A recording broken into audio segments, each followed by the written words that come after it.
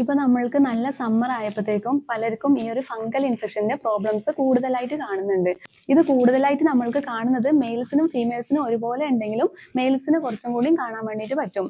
Initially നമുക്ക് സ്കിന്നിൽ നല്ല ചൊറിച്ചിലായിട്ടാണ് അധികം ഫംഗൽ ഇൻഫെക്ഷൻസും വരിക. പിന്നെ അത് നമ്മളിങ്ങനെ സ്ക്രാച്ച് ചെയ്ത് ഗ്രാജുവലി അതിന്റെ കളർ മാറി, പിന്നെ ചില ആളുകൾക്കാണെങ്കിൽ അതിൽ നിന്ന് നീര് വന്ന്, പിന്നെ അത് സെക്കൻഡറി ഇൻഫെക്ഷൻ വന്ന് ഇങ്ങനെ പസ്സൊക്കെ ഫോം ചെയ്ത് ക്രസ്റ്റായി അങ്ങനെ മാറുന്ന ആ ഒരു സ്റ്റൈലും കാണാറുണ്ട് ഫംഗൽ ഇൻഫെക്ഷൻസിൽ. അപ്പൊ നമ്മൾ ഏറ്റവും കൂടുതലായിട്ട് കാണുന്നത് കക്ഷത്തിന്റെ ഭാഗത്ത് അല്ലെങ്കിൽ പ്രൈവറ്റ് ഏരിയാസിലാണ് ഫംഗൽ ഇൻഫെക്ഷൻസ് കൂടുതലായിട്ട് കാണുന്നത്.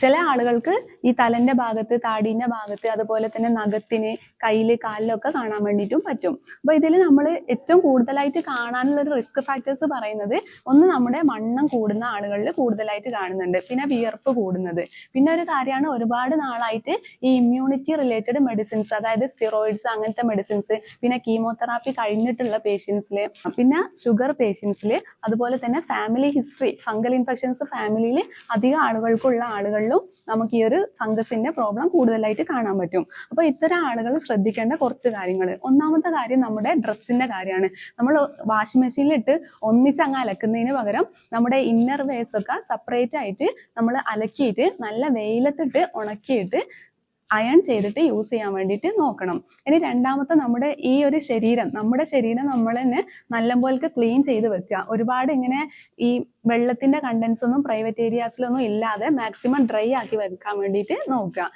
ഇനി മൂന്നാമത്തെ കാര്യമാണെങ്കിൽ, ചൊറിച്ചിൽ വല്ലാതെ വരും, ശരിയാണ്, ഭയങ്കര ഡിസ്റ്റർബൻസ് ഒക്കെ ആണ്. എന്നാലും നമ്മൾ അധികം ചൊറിഞ്ഞ് അത് സ്കിന്നിന്റെ ഉള്ളിലേക്ക് എത്തിക്കാതെ പരമാവധി ഈ ചൊറിച്ചിലൊക്കെ തുടങ്ങുന്ന സമയത്ത് തന്നെ ട്രീറ്റ്മെന്റ് എടുത്ത് അത് മാറ്റാൻ വേണ്ടിയിട്ട് ശ്രദ്ധിക്കുക. ചില ആളുകൾ പ്രൈവറ്റ് ഏരിയാസ് ഇല്ലേ, മറ്റുള്ളവരോട് എങ്ങനെ പറയും, അങ്ങനെയൊക്കെ വിചാരിച്ച് ഒരുപാട് നാൾ കൊണ്ട് നടക്കുന്ന പേഷ്യൻസിനെയും കാണാറുണ്ട്. ഇനീഷ്യലി തന്നെ ട്രീറ്റ്മെന്റ് എടുക്കാൻ വേണ്ടിയിട്ട് ശ്രദ്ധിക്കുക. ഇനി നാലാമത്തെ ഒരു കാര്യമാണ്, ഒരുപാട് ഈ വജൈനൽ ഏരിയ അങ്ങനത്തെ ഏരിയാസിലൊന്നും സോപ്പ് അതുപോലെ തന്നെ വീര്യം കൂടിയ സാധനങ്ങളൊന്നും അധികം ഉപയോഗിക്കാതെ നല്ല നാച്ചുറൽ വെള്ളം ഉപയോഗിച്ച് തന്നെ കഴുകാനും നല്ലോണം ഡ്രൈ ആക്കി വെക്കാനും വേണ്ടിയിട്ട് ശ്രദ്ധിക്കാം.